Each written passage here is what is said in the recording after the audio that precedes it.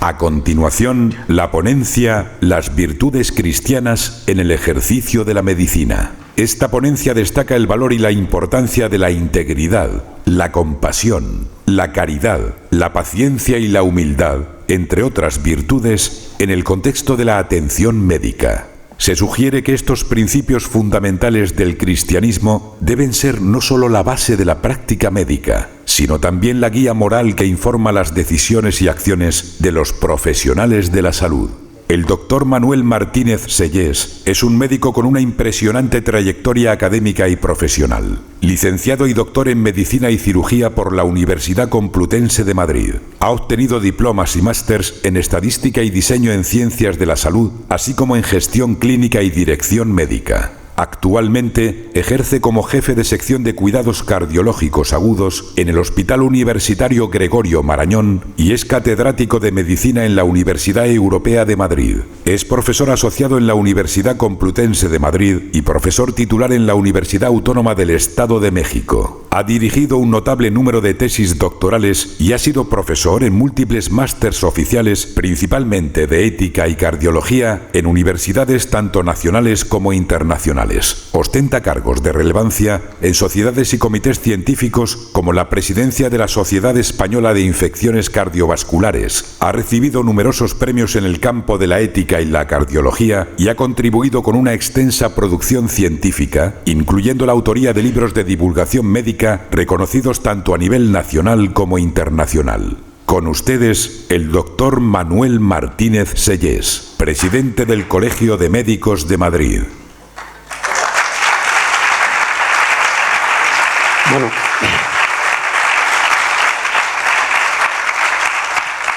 muchas gracias. No sé si me pueden poner mi presentación.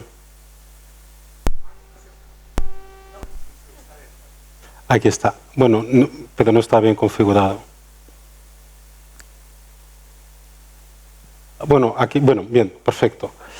Y voy a intentar en 20 minutos, 25 minutos, hablar de cómo las virtudes cristianas son importantes para el día a día de la práctica de la medicina. Y lo primero que habría que hablar es cuáles son las virtudes cristianas, ¿no? Ahí tenemos las virtudes cristianas más conocidas, tanto las teologales, las cardinales y las capitales, con lo cual son unas cuantas. Entonces, aunque sea para dedicarle un par de minutos a cada una, es verdad que hay una que se repite, con lo cual, y bueno, también tenemos que ser conscientes que hay más virtudes que se podrían extraer de los evangelios, ¿no?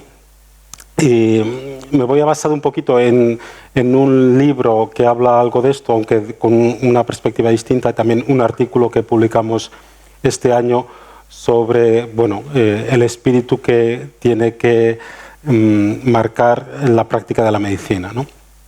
Entonces, empezando por la fe, yo creo que es importante que los médicos seamos conscientes que nuestros pacientes tienen derecho a que seamos sensibles a sus necesidades espirituales, ¿no? Independientemente de cuál puedan ser las creencias de los pacientes, y esto es algo que yo creo que es importante que se tenga en cuenta, ¿no? A mí, yo he tenido situaciones muy bonitas con pacientes pues que al final, sobre todo en momentos finales de la vida, pues a lo que dan más importancia muchas veces es a sus necesidades espirituales, ¿no?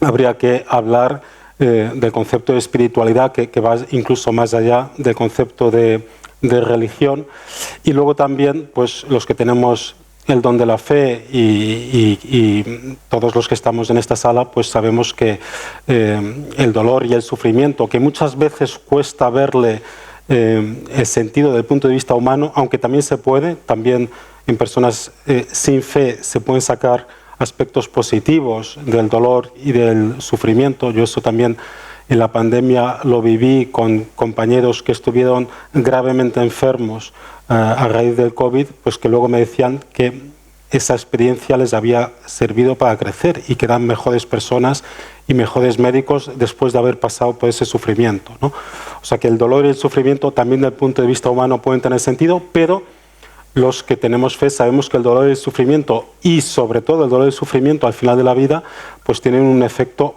corredentor, ¿no? Esto evidentemente que a los médicos no nos debe hacer esperar comportamientos heroicos por parte de nadie, pero bueno, yo sí he tenido alguna paciente que me ha pedido limitar el uso de analgésicos porque quería ofrecer sus dolores, ¿no?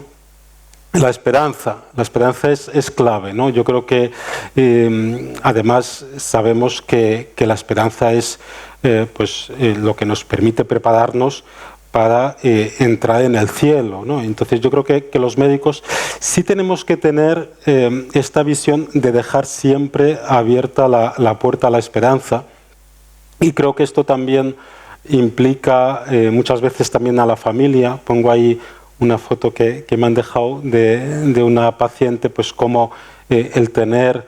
yo suelo decir que los hospitales son pues probablemente uno de los peores sitios, pues no solo para morirse, sino incluso para poder tener una estancia agradable, ¿no? Pero bueno, todo esto se puede modificar, los médicos podemos ayudar en esto, la familia puede ayudar en esto, y luego también la importancia que tiene la oración, ¿no? Y ahí pongo esta cita de San Juan Pablo II, que decía que la esperanza como espera y la preparación del reino de Dios. La caridad, ¿no? Pues bueno, la caridad es clave para la entrega que tendría que tener todo médico. La medicina es una profesión muy vocacional y esto implica pues estar dispuesto a entregarse por los pacientes, ¿no? Esto también, volviendo a la pandemia, lo vivimos recientemente en la pandemia. Pongo ahí unas citas que el jefe de la unidad de cuidados intensivos de mi hospital, el doctor Guerrero, cuando concedieron lo que fue el premio Princesa de Asturias a los sanitarios en España, bueno, él fue el que fue a recibir el premio, teniendo en cuenta que mi hospital fue de los hospitales de España que estuvo con más pacientes con COVID.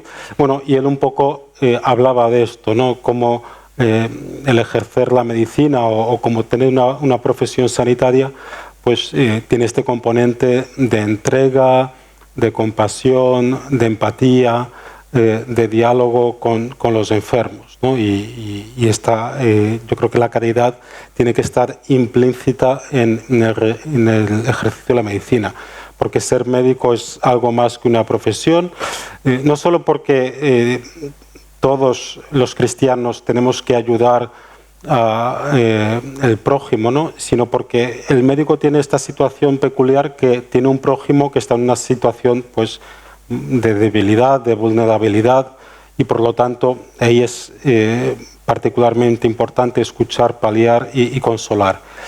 Y traigo también ahí una cita del Código de Deontología Médica, el Código de Deontología Médica que se acaba de publicar hace menos de un año, que nos habla de esto, ¿no? De estar al servicio del ser humano, respetar la vida humana, la dignidad de la persona, atender con la misma diligencia y solicitud a todos los pacientes, no hacer discriminaciones, y sobre todo que la principal lealtad del médico tiene que ser con su paciente, ¿no? Otra virtud que es muy necesaria en el ejercicio de la medicina es la prudencia, ¿no? Yo creo que la prudencia es cada vez más necesaria, y sobre todo para tener un equilibrio sano entre lo que hacemos en el hospital, en la universidad, en el centro de salud, y lo que hacemos en casa, ¿no? Yo suelo decir que estoy contra la conciliación familiar, porque conciliar pues lo que sugiere es que ponemos al mismo nivel la vida profesional con la vida personal, familiar, matrimonial, ¿no? Y esto es un error por definición, porque lógicamente nuestra vida familiar tiene que estar a otro nivel el nivel en el que está nuestra vida profesional, ¿no? Yo esto lo viví en mi hospital. Un compañero mío, que muy joven, pues yo creo que tenía en torno a 30 años, diagnosticado en un cáncer de esófago, y a los poquitos meses se murió, ¿no? Y claro, en mi servicio le echamos de menos las primeras semanas, etcétera. Esto fue hace unos años, y yo creo que ahora mismo en mi hospital ya muy pocas personas se acuerdan de él. Pero estoy seguro que su mujer y sus 3 hijos pues le echan de menos todos los días, ¿no? Y esto nos da una idea de que ninguno somos insustituibles o irreemplazables de nuestros trabajos, pero todos somos insustituibles en casa, ¿no? A mí me pasó también hace unos años que tuve una oferta laboral muy interesante y de hecho tuve la tentación cuando me hicieron la oferta de decir que sí. Esto fue como hace 15 años o así. Entonces, bueno, a la persona que me lo dijo, me hizo la oferta, yo le dije, mira, voy a hablar con mi mujer y mañana te digo que sí, ¿no? Pero bueno, tenía pocas dudas de que le iba a decir que sí, entonces llegué a casa muy ilusionado y le dije a mi mujer, mira, me han hecho esta oferta y tal. Era una oferta que implicaba salir de Madrid, ¿no? Y entonces mi mujer dijo, mira, yo ahora con la edad que tienen los niños y tal, pues no lo veo. Y entonces, bueno, estuvimos ahí hablando bastante tiempo y bueno, al final... al día siguiente pues fui a esta persona y le dije, mira, al final no voy a aceptar la oferta, ¿no? Fue muy gracioso porque mi mujer es dentista, entonces esta persona decía, no, pero yo le monto la clínica dental a tu mujer, ¿no? Ya era como una presión, pero bueno, al final le dije que no y a la postre también del punto de vista profesional fue una buena decisión, pero bueno, tenemos que ser conscientes de que la vida familiar tiene que estar por encima de la vida profesional, ¿no? La carrera de la vida personal es importante, pero no está al mismo nivel que la vida familiar y ningún objetivo que pueda tener un médico en el hospital o en el centro de salud es comparable al objetivo que pueda tener en casa, ¿no? Y bueno, esto también en medicina y en todos los trabajos pues tenemos que aprender a salir a una hora prudente, desconectar cuando estemos en casa, dejar el móvil en la entrada, relativizar los aspectos económicos, saber delegar. Y todo esto, bueno, es fácil decirlo, no es tan fácil hacerlo. Yo a veces tengo compañeros que me dicen, no, yo a mis hijos casi no les veo, pero tengo un tiempo de calidad con ellos, ¿no? Entonces yo siempre digo, mira, es imposible tener un tiempo de calidad si no tienes un tiempo de cantidad, ¿no? Entonces, bueno, yo creo que la prudencia también está en saber dedicar tiempo a la familia y tiempo a la profesión. La fortaleza es muy importante, ya era muy importante antes de la pandemia, pero ahora con la pandemia pues es muy frecuente la ansiedad, lo que se ha llamado el médico quemado, el burnout, que en el fondo los estudios lo que demuestran es que eso es depresión, ¿no? Y tenemos pues un porcentaje alto de médicos, sobre todo en médicos jóvenes, sobre todo en médicos que están investigando, pues de médicos que tienen depresión, ¿no? Y bueno, yo creo que es cada vez más importante el tener unas pautas que permitan pues conseguir el éxito profesional con el éxito personal, familiar, ¿no? En este tema de la fortaleza,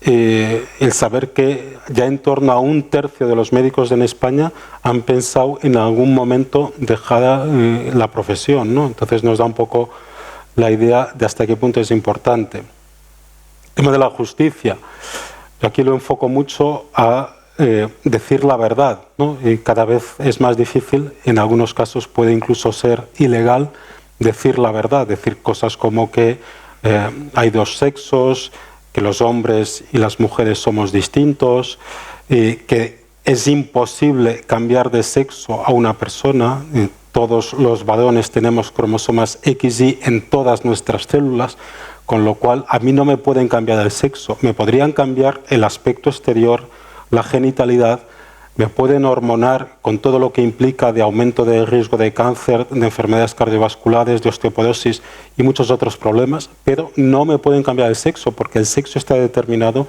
en cada una de nuestras células, ¿no? Y desde que somos concebidos, desde que empieza nuestra vida, que es 9 meses antes de nacer, ya está determinado nuestro sexo y por lo tanto eso es algo que no se puede cambiar. Y la justicia también implica en muchas ocasiones que un médico diga que no puede hacer determinadas cosas. Y la objeción de conciencia tenemos que saber que pese a que hay un intento evidente de limitarla por parte del gobierno, pues está garantizada no solo en nuestra Constitución, sino también en la Carta Europea de los Derechos Fundamentales. Y por muchas leyes que se hagan, pues la objeción de conciencia es muy difícil regularla ni limitarla, ¿no? Está también ya reconocido en el Tribunal Constitucional que no hace falta una legislación específica, y también se incluye en el Código de Deontología Médica que es fundamental que exista la objeción de conciencia para que el médico haga siempre lo que cree que es mejor para su paciente, ¿no? Que es en el fondo lo que se trata la objeción de conciencia. Y además, pese a que el gobierno, tanto en la ley de eutanasia como en la nueva ley del aborto, pues lo que dice es que es obligatorio apuntarse en un listado, en una especie de una lista negra para poder ejercer este derecho, eso no es cierto. La objeción de conciencia se puede, es cierto, ejercer a priori, es decir, uno puede decir que va a hacer objeción de conciencia a priori, pero también puede objetar en el momento concreto en el que se presente la situación que va contra mis valores, mis creencias, y en ese momento yo podré objetar. El tema de la templanza. Me gusta mucho este cuadro que refleja bien la templanza en el ejercicio de la medicina, ¿no? Que se muestra ahí un médico que ha estado toda la noche pues, luchando contra la enfermedad de una niña, ya está amaneciendo, parece que la niña ha sobrevivido.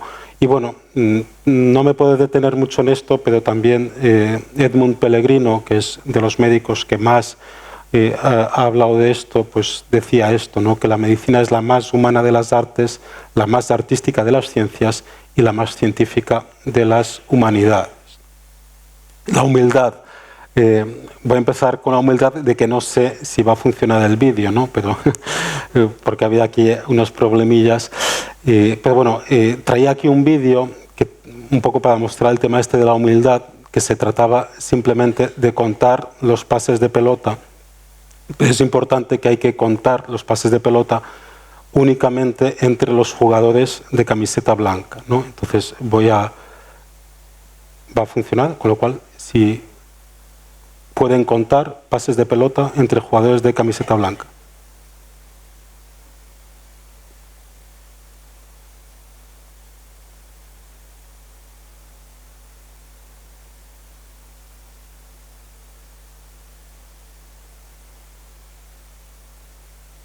¿Cuántos pases habéis contado? 13.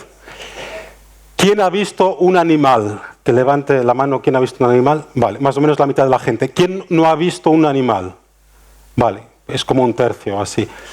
Entonces, ahora, esto lo digo porque en los médicos es muy frecuente, ¿no? Que tú tienes como un diagnóstico y luego cuesta mucho, porque claro, tú si has visto un gorila ahí, cuesta mucho que te convenzcan que no hay gorila, pero viceversa, si no lo has visto, también va a costar mucho.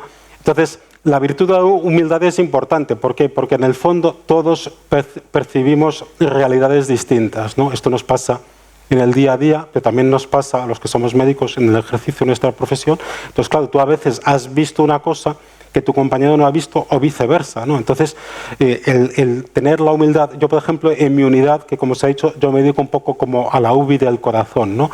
A cuidados críticos cardiovasculares. Entonces, cuando tenemos que tomar decisiones importantes, solemos hacer una sesión clínica en la que estamos distintos compañeros, porque claro, muchas veces la visión que tú tienes de un enfermo o de una situación es distinta de la que tienen otros compañeros, y por tanto es muy importante esta virtud. De la generosidad, pues bueno, yo creo que la virtud principal que tiene que tener un médico es la generosidad en el sentido de buscar la santidad, ¿no? Como acabamos de celebrar todos los santos el miércoles, traía aquí algunos ejemplos de médicos santos, ¿no? Médicos santos reconocidos, luego hay más médicos santos pues, que no están reconocidos, ¿no? Está a la izquierda Santayana Vedetamola. Santayana Vedetamola era médico y además era pediatra, ¿no?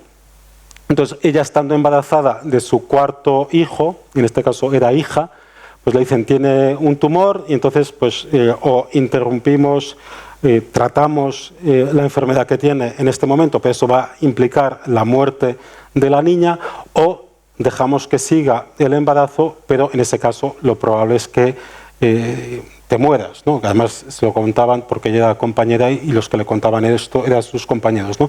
Y ella decidió seguir adelante con el embarazo, nació su hija nació sana, y al ratito se murió ella a consecuencia de esa decisión, ¿no? yo tuve la suerte de estar con su hija, que yo le decía a la hija, que estuvo aquí en España hace unos años, que es una reliquia viviente, ¿no? Porque es hija de una santa y además ella, a lo que se dedica la hija ahora es a recoger pues todas las gracias que han ido recibiendo muchas personas por intercesión de su madre, ¿no?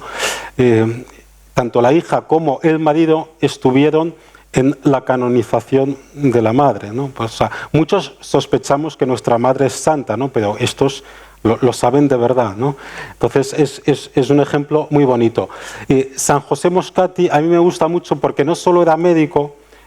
Santa Gianna Benedetta Molla era médica y era pues buena profesional, pero no era como una persona top en su tiempo. Pero San José Moscati era como de los mejores médicos que había en Italia en ese momento, ¿no? Había no solo dado clases en la universidad, había publicado en muchas revistas. Entonces es un ejemplo de cómo se puede ser un médico profesionalmente excelente, pero también ser santo, ¿no? Y bueno, no son santos todavía, son beatos, ¿no? Beato José Gregorio es un médico venezolano pues que aparte de ejercer la medicina de forma también excelente, pues tenía especial dedicación y cuidado con los pobres, ¿no? Y entonces, tiene una historia muy bonita. Y la beata Sandra Sabatini, esta todavía no era médico porque le quedaban unos meses para acabar la carrera. Era estudiante de medicina. Y dicen que es la primera novia prometida que ha subido a los altares. No estaba a punto de casarse, tuvo un accidente de coche y se murió, ¿no? Y estos todavía no son siquiera beatos, están esperando algún milagro que permita la beatificación. Lo digo por si alguien tiene algún problema y quiere algún problema de salud, como son médicos, ¿no? Pues parece que es una buena intercesión, ¿no? Y Jérôme Lejeune es una historia apasionante, es el médico que descubre que el síndrome de Down está producido por tener un cromosoma 21 de más, es decir, tener en vez de 2 cromosomas 21, 3 cromosomas 21. Es uno de los acontecimientos más importantes a nivel de la medicina y, de hecho, le iban a dar el premio Nobel, ¿no? Pero él, con unas declaraciones muy valientes, pues se rebela contra el hecho de que su descubrimiento se esté utilizando para justificar abortos. Hoy en día cada vez nacen menos niños con síndrome de Down porque se están abortando estos niños cuando se sabe que tienen 3 cromosomas 21, ¿no? Entonces, él no solo era un médico excelente, un investigador excelente, sino que tuvo una actitud muy valiente. Y es una persona que yo sí creo que tendrá una beatificación bastante pronto, ¿no? Y Guido Schaffer, yo no lo conocía mucho, ahora cuando estuvimos en la JMJ fuimos a un documental suyo, yo tengo un hijo mío que le gusta mucho el surf, entonces, oye, vamos a ver, le dicen que va a ser el primer santo surfista, ¿no? Este es un médico brasileño que, tenía una vida ejemplar en el ejercicio de la medicina y también pues, en el día a día, incluso practicando surf, ¿no? El tema de la castidad, ¿no? La castidad es una virtud que yo creo que cada vez es más importante destacar, entre otras cosas porque es una virtud cada vez más atacada, ¿no? De hecho, me gustó mucho este artículo que está en una revista médica cubana, ¿no? Y entonces, ellos, con una perspectiva totalmente científica, pues hablan de cómo es necesario recobrar la castidad como una virtud valiosa incluso desde el punto de vista médico, ¿no? Y también tengo ahí una cita de cómo el tener una castidad no solo es bueno desde el punto de vista moral, sino también que desde el punto de vista médico pues protege de muchas enfermedades, etcétera, ¿no? Y también otra cita de cómo lamentablemente todo esto se oculta, ¿no? Y muchas veces la medicina, y cada vez con más frecuencia, está empapada de posturas que son incluso incompatibles con los valores cristianos, ¿no?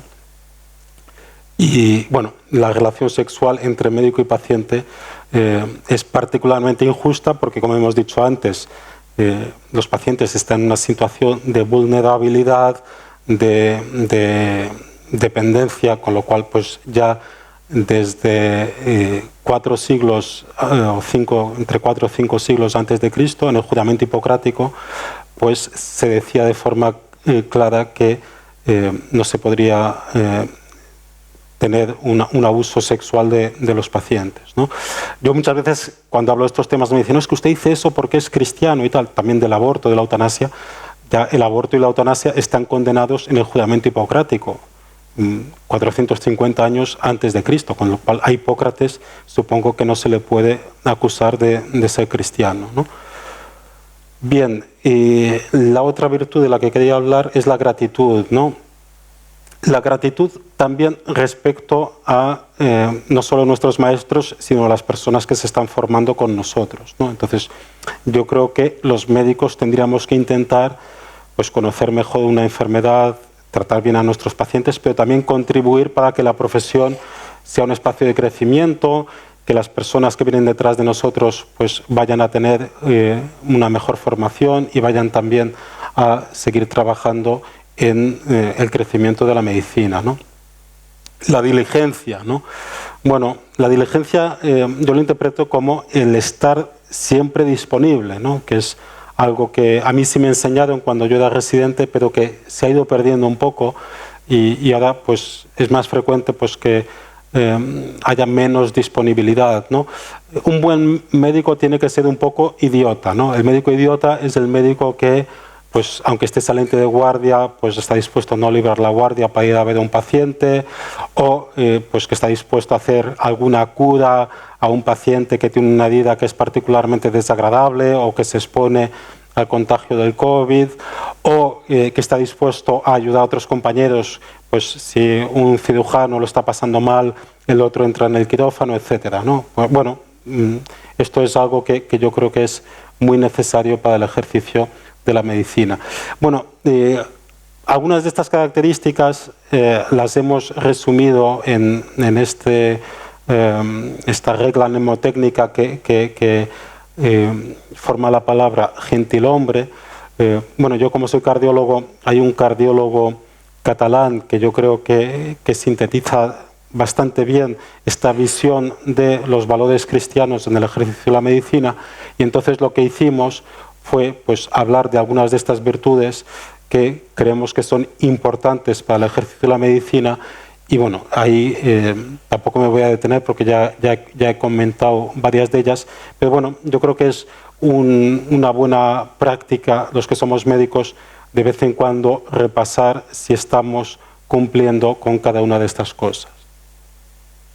Y bueno, quería terminar con esta invitación. Dentro de 2 o 3 semanas tenemos en el Colegio de Médicos de Madrid un acontecimiento internacional en el que vienen los mejores expertos del mundo a hablar de ética y humanización en el ejercicio de la medicina. Nosotros estamos muy preocupados porque últimamente se está poniendo mucho empeño en todo el tema de inteligencia artificial, robótica, Big Data y muchas otras cosas que son importantes, pero precisamente por eso creemos que el médico del futuro va a hacer menos de las cosas que hacemos ahora, porque el diagnóstico y las cirugías probablemente lo hagan algoritmos y máquinas, pero creemos que van a ser muy importantes estas virtudes humanas, cristianas, en el ejercicio de la medicina. Entonces, bueno, si a alguien le interesa, se puede inscribir tanto presencialmente como también existe la inscripción online, poniendo ética, humanismo, Colegio de Médicos de Madrid. Seguro que sale en Google y bueno, es una jornada en la que estamos preparando con mucha ilusión. Y con eso termino. Yo he escrito algunos libros en los que toco estos temas y también he traído algunos de los libros por si luego a alguien le apetece adquirir alguno. Y no sé ahora si hay como un momento de diálogo o ya me voy o qué hacemos. Dixon, lo que diga. Vale, pues, ¿qué queráis? Gracias.